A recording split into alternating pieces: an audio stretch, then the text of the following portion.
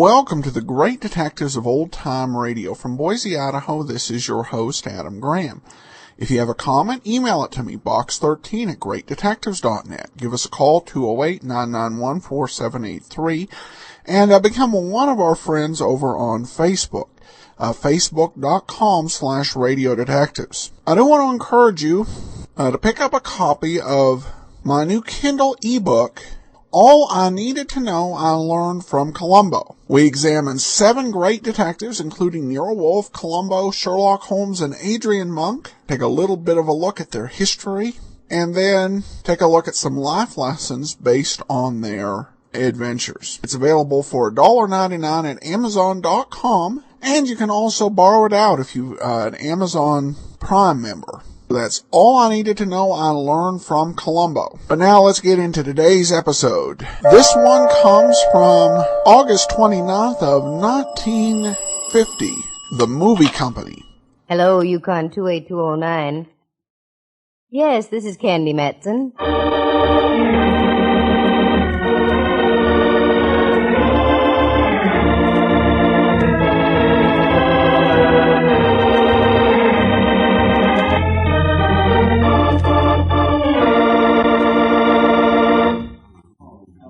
Eat that baby on the tree. Fix those dolly tracks. And look out for that cable, it's hot.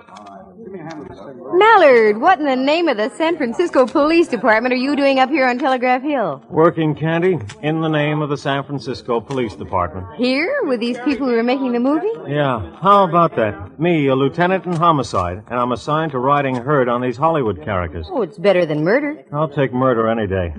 What are you doing around here? I did some shopping at Speedy's this morning. While I was pinching the avocados, they told me that there was a Hollywood gang over by Coit Tower shooting some scenes for a movie with a San Francisco background. They might just as well have stayed in the studio. They brought their own lawns, prop trees, fake bushes, the works. If it ever snowed up here on Telegraph Hill, they'd have brought some of that along, too. You've never worked in Hollywood, Mallard. Only God can make a tree, but Hollywood presumes to improve on them. What are they doing now? Just getting ready to shoot a scene, I think. Oh. They've been rehearsing it all morning. What's it all about, do you know? As far as I can figure, it's a story about San Francisco right after the gold rush. Look at all the costumes. Very authentic. Looks like they'd been shipped around the horn. By the way, Mallard, do you know who's in the picture? Some lush tomato named Cherry Dana and a Colorado boy, Buff Arnold. Arnold? Did you say Buff Arnold? That's right. Why?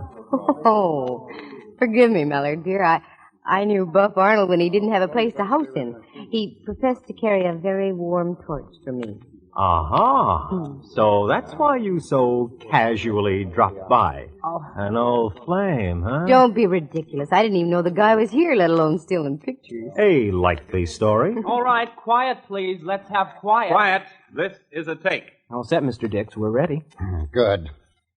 Okay, Cherry, we'll roll this one. Take a chance on it. Just remember to keep up against those trees. We don't want any shots of those modern buildings below the hill. Oh, remember, Red. Where is my old pal, Buff Arnold, Mallard, dear? By me.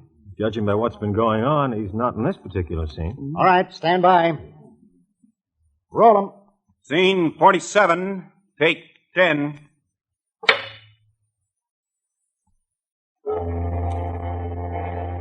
Wait a minute. Cut. Oh, where's that coming from? Out on the bay, Mr. Dix. Fine thing, a present-day steamer whistle in an 1850 picture. Hold it. Ames. Yes? Let me know when the fool ship is tied up. We won't shoot the scene until it's docked. Yes, sir. Oh, darn it. I was hoping I'd see some action. Well, I'll give you some action. Come on, walk around with me, Candy. I'll show you all the sights. Sights like what, for instance, Mallard? Oh, all the lights they brought up here. They must have 1,000 of them. Undoubtedly to wash out the wrinkles on the leading lady's face. And talk about props. It must have taken a whole freight train to get them up here. Well, I have to have them. For instance, look, right up there. Where, Mallard? Up there, above. In that tree. Hanging by their necks. Oh, Mallard! Don't jump like that, Cupcake. Oh. They're only dummies hanging from those ropes. 3 of them. They look so realistic. I must admit, they really do. I understand they use them in a scene where they recreate a lynching in Portsmouth Square. Recreate, did you say? Yeah. Maybe you're right. Take another look, honey bun. A good look at the one in the middle. What are you trying to... Try me for lard. That one in the middle is no dummy. You're no dummy either, boy mine. How many times have you looked up there? Just a couple of times, but the last time I looked, the one in the middle wasn't an ex-human being. With that, I toss the whole thing in your lap, Mallard. I promote you back to homicide. Oh, why didn't these characters stay in Hollywood? Tis a bit of a shame, isn't it? Cluttering up our lovely Telegraph Hill trees with gently swaying corpses. Come on, Mallard. Let's give the director a slight touch of apoplexy.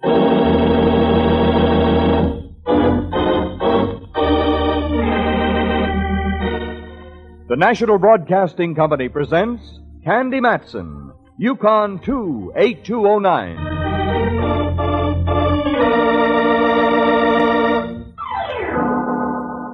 It's funny how sometimes when you're lazy and want to do nothing except live the good, pure life, trouble comes up and belts you over the head with a vengeance. Well, that's the way it happened to me. I'd just finished a deal that took me 3 weeks to crack. I made some good money out of it, banked it, and sat back to relax. But when I heard about the movie company on location on the other side of the hill, my curiosity got the better of me. As of that moment, my contemplated relaxation was at an end. Period. Paragraph. I literally walked right into trouble because there was Mallard and cut down. Okay, Mr. Dix. Take a good look at him. You recognize the gent? I recognize him, yes, but I don't know him. He was one of the extras we used in a scene yesterday. Did he come up from Hollywood with you? I'm pretty sure he didn't. I think he was hired here locally. Wait a minute. Who's this young lady? I don't want any outsiders in on this. Don't fret your little head, Mr. Dix. Aside from being a material witness, she's a well-known private investigator. Oh, excuse me. I didn't know. That's all right. No need to apologize. Some of my best friends are movie directors. Who would keep the roster on your personnel? My assistant, Bill Ames. Is he around? Well, I'm right here, Lieutenant. Oh, good. Can you give us any dope on this fellow? Oh, golly, I'm afraid not. I've seen him, but I wouldn't know his name from Adam. How about the payroll? When do you pay off the extras? Ah, that's a thought. We pay off at 5 o'clock tonight. Why don't we come back then, Mallard? We can check off the names against the pay vouchers. There's one thing extras like to do, and that's get paid. The name that doesn't show up is our friend the corpse. Okay, we'll let it go like that.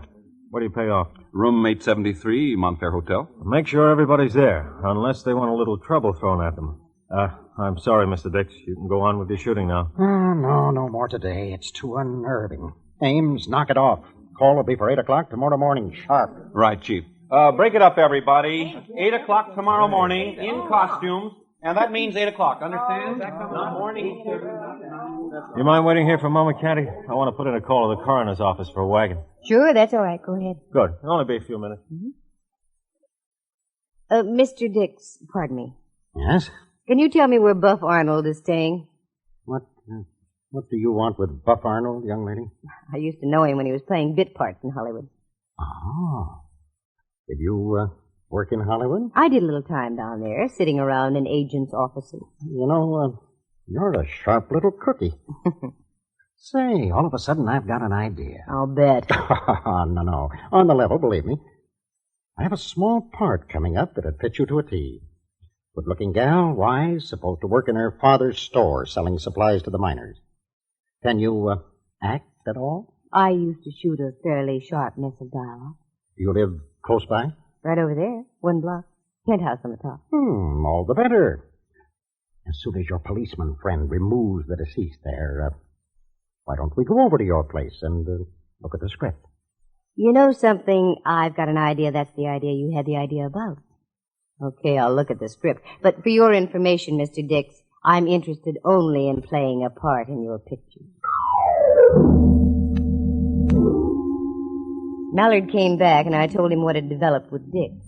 He shot me a look that had more question marks in it than a government income tax form. I assured him I could handle the situation, and he left with the body, still clad in its 49er prospector's outfit. Dix issued some final orders, took me by the arm, and we strolled over to my place. Charming, but positively charming. Thank you. What a gorgeous view. How long have you lived here, Miss... Oh, now, isn't that silly? I don't even know your name. Matson. Candy Matson. Candy Matson. Never have I heard a name match a personality so completely. I'm Reginald Dix. Just call me Reg. As you say, Reg. Would you like a drink? Oh, splendid. Soda highball? I think I can scrape one together. This is absolutely enchanting. I'm going to ask to make all my pictures in San Francisco from now on. I don't think you'd go wrong. Of course, it'd be a little rough if you were making a picture with an Indian background and needed shots of the Taj Mahal and the Himalayas. Oh, simple. I'd change it to the Ferry Building in Twin Peaks. Very good. Here you are, Red. Thank you. I can use this after that messy discovery up there on that tree. Well, here's to crime. That's a charming toast. Now then, about this part you were speaking of, I don't even belong to the Screen Actors Guild anymore. Oh, a mere detail. I'll call the studio tonight and have them arrange your membership. As simple as that. You know, I think if some of your bright boys got together, you could win the war in Korea without half trying. Oh, let's not be snide, my dear. Mm-hmm. Oh, excuse me a moment. Someone at the door. Certainly. Whoever it is, though, send them away. Yes, Master. Hi. Hi. But now that we've established our highs, is there something I can do for you? I'm Cherry Dana. Is Mr. Dix here? Oh, why, yes. Would you wait here, please? I will not wait here. I want in. Now, just a minute. There you are, Ed. You have a short memory, haven't you? Cherry, what are you doing here? I'm having a conference. So I see. I hate to mention it, but this happens to be a private home, Miss Dana. I'll have to ask you to leave. Don't be boring. You lured my director up here, and I'm going to see that some little local wench doesn't put the squeeze play on him. Why, you pampered brat. Get out of here right now, or I'll show you how a local wench can back up words with action. Oh, now hold on here, both of you. Cherry, I resent this intrusion just as much as Miss Matson does, I'm sure. I'll bet. What about me? You said you were going to drive me back to the hotel. Oh, very well, it slipped my mind. Oh, I'm sorry, Candy. I dislike scenes of this sort. We'll discuss our business later. Good. I find now that I'm extremely interested. Good afternoon, Miss Dana. I'll see you later. I was so mad I was boiling. If I'd been a thermometer, quicksilver would have been streaming out of my ears. I did the most natural thing, took a shower, and little by little I simmered down. Actors and actresses are like anybody else. Most of them are darn nice people just trying to make a living, but one ham like Cherry Dana can ruin the picture. Just as I was getting dressed, the ferry building siren blew its top, indicating 4:30. I had to step on it if I was going to be at the Mont Fair at 5 in time for the payroll sequence with the extras. So I stepped on it and found myself in a minor mob scene outside room 873 at the Mont Fair Hotel. Mallard spotted me, grabbed me by the arm, and took me inside the room. I really didn't expect to see you, Candy. Why not? I thought perhaps you were discussing contract terms with Dix by now. Big Hollywood star and all that. Oh, Mallard, cut it out. All right, ladies and gentlemen. As I call out your names, step up fast and sign the voucher. Anderson, Robert. Apperson, Lou. Bennett, Bert, Beverly. I studied the faces as they stepped by the cashier's table set up in the room. They were all types. Anyone could have been a villain, a dance hall girl, a hero, an ingenue, or just plain extra. The roll call droned on in the background. The whole thing took about 10 minutes. And suddenly we were alone. Ames, the assistant director, the girl who had done the actual paying, Mallard, and myself. Well, that's it. Who's missing, Ames? You're in for a bit of a shock. How do you mean? Nobody's missing. Everybody listed on our payroll checked in and was paid off. What? That's right. Did you recognize every person who had been paid off? I'm pretty sure I did. Well, this is a fine kettle of nothing. We have an extra who's working in the picture, and yet he isn't. So he ends up hanging by his neck from a tree on Telegraph Hill. Who was the Joker? The Joker, the one you can play wild. Are you sure they're all paid? Well, positive. Double-checked with their guild cards and signatures. Well, isn't this cute? Oh, excuse me, please. Hello? Yes, this is Ames. Oh, yes, Cherry. What? He's what? Great Scott.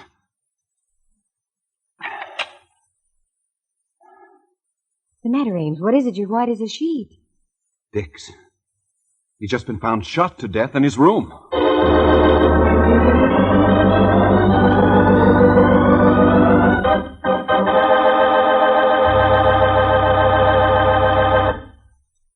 From From San Francisco, the National Broadcasting Company is presenting Candy Matson, Yukon 28209.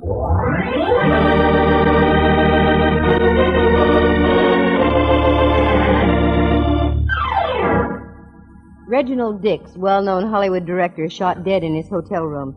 We were looking for developments. We got them, but not the kind we expected. Mallard led the way up to the suite that Dix had been occupying on the top floor.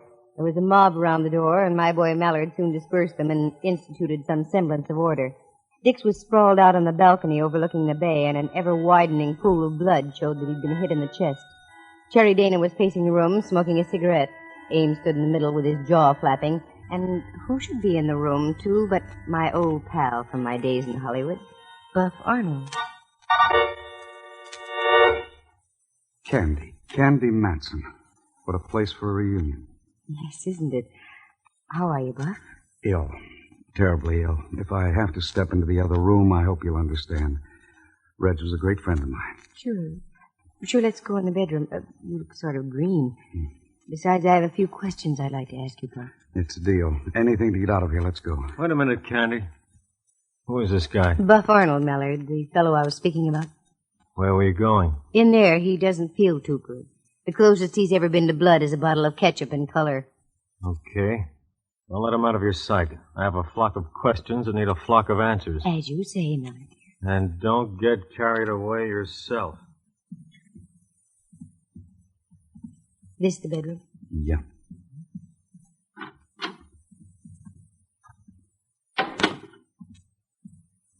Well, Buff, you seem to be doing all right. A lot different than when I knew you in Hollywood, Candy. You look swell, Buff.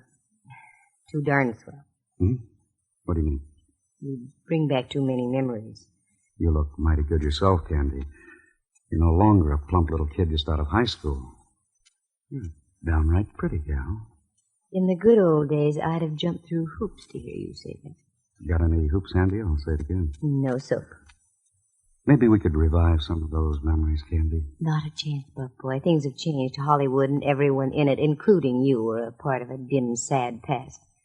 And instead of just plain Buff, that's a rebuff. Very cute. I haven't heard the gag pulled since yesterday. Tell me, did you hear about the body that was found on Telegraph Hill this morning? I sure did. Now, poor Reg. I told him this picture had a jinx on it before we left the studio. Little things that happened right from the start. Like what? Well, in the first place, I wasn't even supposed to be in the picture. They're going to give it to some new kid as a build-up. A week before the first day of shooting, he up and disappeared. He hasn't been heard from since. When they shoved me into the breach. Then the assistant director tripped and fell off a catwalk, broke both legs. He had to be replaced. Anything else, Buff? Yeah. About that time, Cherry Dana whipped herself into a batch of temperament and walked off the lot. Held up production a week. Then the luggage for San Francisco was rerouted somewhere else. Never has caught up with us. Now the body this morning and Dix just now. Certainly sounds like a jinx. By the way, how do you and the great Cherry get along, Buff? Fine. I try not to see her except on the set. Come here, Candy. Just let me hold you in my arms once. Just once. I want the feel of someone who's truly genuine. You're still just a little boy, aren't you, Buff? Okay, Arnold, I'd like to, Well, pardon me. I hate to break this up, but I want to talk to you, Mr. Arnold.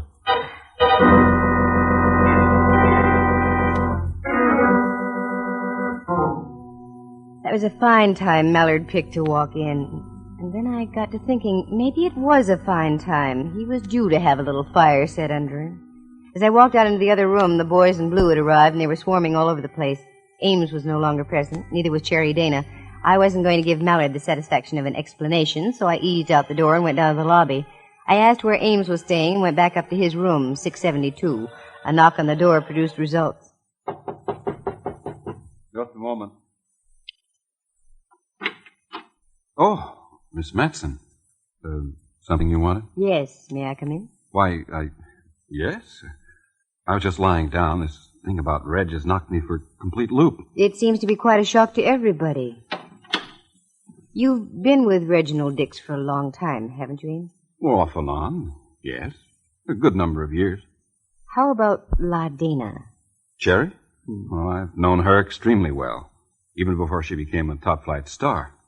Can you give me any idea who might have had it in for Dix? If you can, you better spill. The truth will come out sooner or later, Ames. It always does in things of this sort. I've only one little thing I can tell. I've already told it to your lieutenant friend. Oh? And what's that? As I got back from Telegraph Hill, I dropped by Reg's suite. Wanted to talk about tomorrow's shooting. As I drew near his door, I heard loud arguing. Arguing? Who were the opponents? Reg and Cherry Dana. Mm-hmm. And what were they arguing about, Ames? You? So that's it. Tell me, is Cherry the kind of woman who would turn killer on an impulse? It's hard to say. She has a terrible temper. Mm-hmm. Does Buff Arnold fit into the picture in any way? I don't know. He's a sly one, that Arnold. He plays his cards in strictly a commercial manner. May fit into the picture. He and Reg were never too friendly. I see. Oh, thanks, Amesy. I'll leave now. And you'd better lock your door. The way things are going, you might wake up to find yourself dead.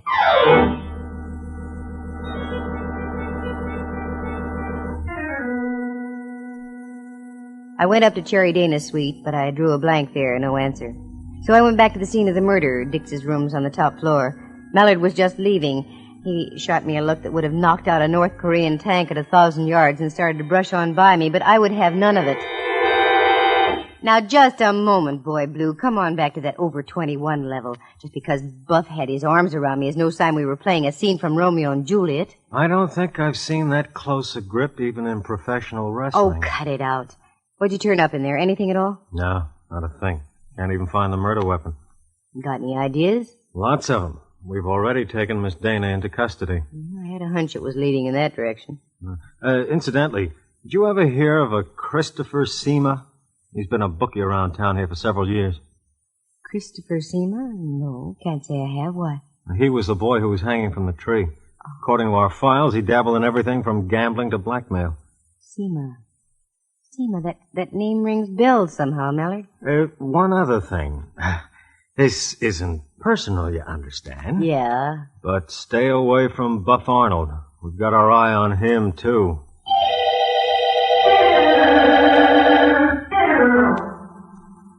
Little things were suddenly clicking way back in my mind, awfully vague, but the old processes from years before were coming to life ever so slowly. Mallard had work to do, plenty of it, down at the Hall of Justice, work in which I was included out. I went outside on California Street, watched him get into a squad car with two of his men, and I waved him a goodbye. That was when I had another idea. Dix's suite. Cops were through with it. The body had been removed. But I had a hunch that was the key to the situation. Knowing the manager of the Montfair, it was no trouble at all to get a key to Reg's suite, and that's where I headed, up to the top floor. I let myself into the darkened room, closed the door behind me. With the lights of the city way below seeping through the balcony window, I found a place in back of the settee and sat down to wait and think. The balcony window being opened, the roar of the city traffic underneath came gently through and helped my thinking. That's when it hit me. Seema. Several years before I had served my term in Hollywood, there was an actress named Vivian Seema. The same face as that of Cherry Dana. Now the clouds were beginning to lift, and at the same time the door opened in the suite and the silhouetted figure of a man entered the room. Blast the luck. Okay, Buff. Relax. What? This is Candy. Come on over here by the settee. Hurry. I'm expecting company. What are you doing here, Candy?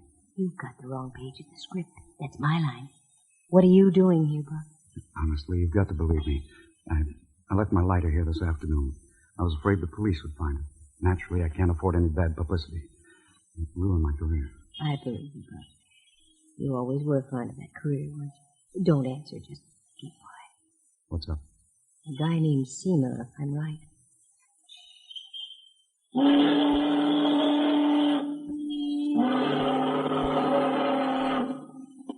Since Reginald Dix didn't like him.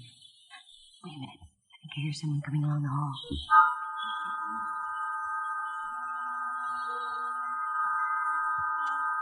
The door slowly opened and closed again. The dim light from the hall showed the form of another man. Then the dark figure moved slowly but surely across the room. It stopped for a second or two, as though listening for something. Then moved again to the balcony, out onto the balcony, and whoever it was grabbed the ledge above, hoisted his feet up onto the iron grillwork, and hung over the city. That's when I acted. Okay, Ames, stay right where you are, in that position. What? You think I'm a fool? Candy's out on that ledge. He's ducked around the outside on that ledge. I'm a fool. Quick, Buff, go down the hall and get out on the fire escape. Cut him off. Okay, what are you going to do? Go out on that ledge after him.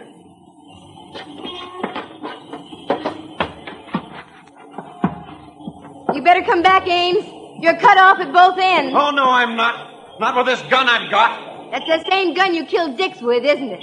Very clever hiding it up on this ledge out here. No wonder Mallard and his boys didn't find it. Look out there on the city, Ames. One misstep and you go off into space. Think it over. You better come back. Not on your life. I'm coming after you. I'm down at the other end, Candy. Good. Now we've got him. Yes. Yes, you have. Obviously, this is the end. Perhaps you don't know what it is to love. Perhaps you don't know what it is to be scorned. I do. Painfully so. This is the end. But I'm not going to go alone. You're going with me, Miss Matson, like this. No! No, the recoil. It'll knock you right off the ledge. Oh!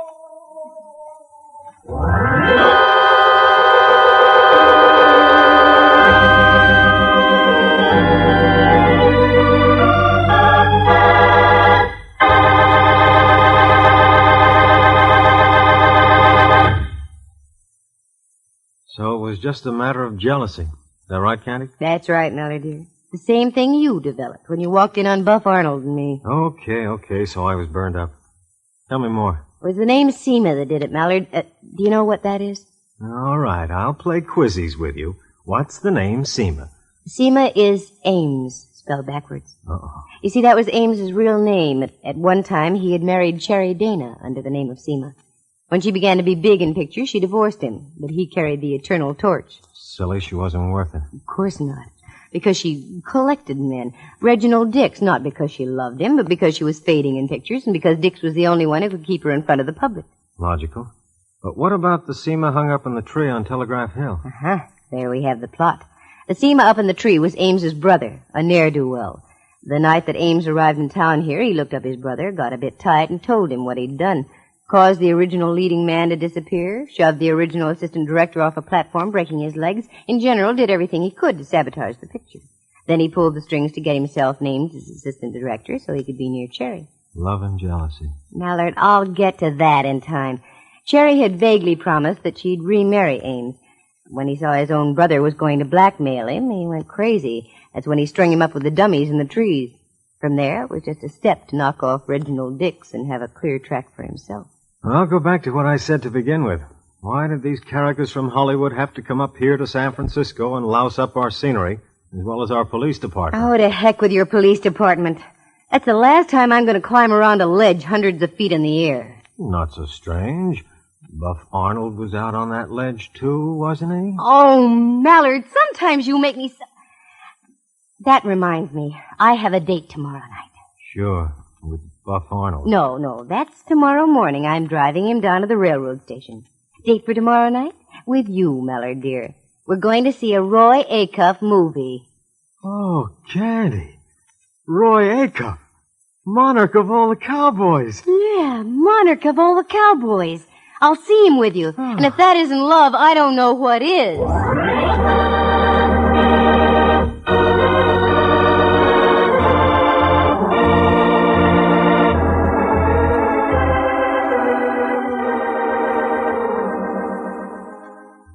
Listen again next week at this same time. For excitement and adventure, just dial... Candy Matson, Yukon 28209.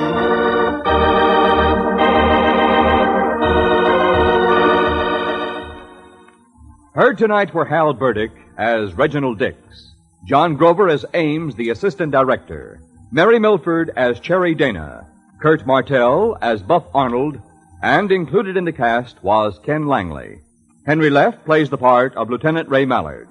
The program stars Natalie Masters as Candy and is written and directed by Monty Masters. Sound effects are created by Bill Brownell, and Eloise Rowan is heard at the organ. The characters in tonight's play were entirely fictitious. Any resemblance to actual people is purely coincidental. Tonight's engineer was Clarence Stevens. The program came to you from San Francisco. Dudley Manlove speaking. This is NBC, the National Broadcasting Company.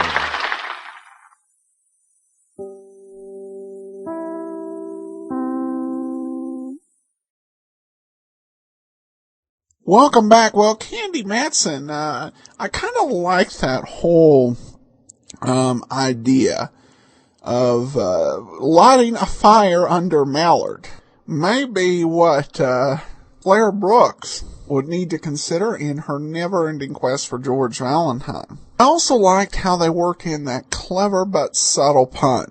I have a flock of questions that need a flock of answers. And then her statement of, yes, Mallard dear. But anyway, another fine episode. The missing episodes, the last one we played was actually from about 2 months before, and the episodes that came between were the Olive Becker case, A Fugitive on Television, Candy is Behind Bars, The Fatal Fall, The Lo Jung case, The Society Matron Murder, Murder at the Network, The Burning House, and A Death in Sacramento. We're not going to have near as many. I think we only have one lost episode between this week's show and next week, so we'll be looking forward to that. I have a comment from Tim on Facebook. Yes, I can't believe I found this podcast. I absolutely love these types of shows. Josh asked regarding All I Needed to Know I Learned from Columbo, is this available on the Nook? We will hopefully have the book available on the Nook in March, so it's still a couple months away. I will let you know when that is available for all of our listeners who use other types of ebook readers. All right, well, that will do it for today. We will be back tomorrow with Let George Do It. In the meanwhile, send your comments to Box 13 at greatdetectives.net. Give us a call, 208-991-4783, and become one of our friends on Facebook, facebook.com/radiodetectives. But from Boise, Idaho, this is your host, Adam Graham, signing off.